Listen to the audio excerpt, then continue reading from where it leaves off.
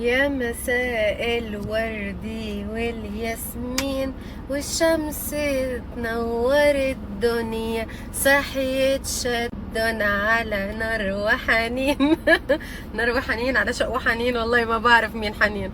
anyway هاي جايز، اشتقت لكم كتير. oh my god، اسمعوا، امبارح كان بالنسبة لإلي يوم ولا أي يوم، قسما بالله ولا يوم بالأحلام. على التعب، على العطش، على الجوع، على الإرهاق، على التقل، على كله كان امبارح. مش ما حسيت اني طبيعية بالمرة. امبارح انا كنت منفسنة، نفسية تعبانة. والحالة تعبانة يا ليلى. سكر ما فيش، انتي جميلة يا ليلى واحنا درويش. ما بعرف شو صار لي امبارح، ما قدرت اصور، ما قدرت احكي مع حدا، ما قدرت اتواصل مع حدا، والله هلا بالعافية مش اليوم. كليتها. فاول اشي قولوا هاي للبنوت. هاي مامي، قولي هاي. قولي هاي. انت ما عندك ام واحدة، انت عندك فوق الالاف الامهات حاليا، عشان تكوني عارفة انت جاية وكليتنا بنحبك. ما بدي احكي كليتنا بنتحكم فيكي، لا. كليتنا بنحبك.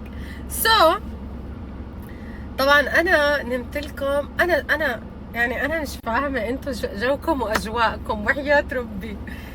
طب انا حكيالكم انه انا لساتني بالسابع، ولسه مش موعد ولادة، ولا سمح الله لا يقدر، ما بدنا نقولها، بس اذا صار شيء من هذا النوع اكيد البيبي ما بيطلع طبيعي، يعني بيطلع محتاج عناية، وبيطلع بحطوه بغرفة، انه لا سمح الله لا يقدر طبعا. يعني انا بس بحكي لكم عن شغلات واقعية ومنطقية.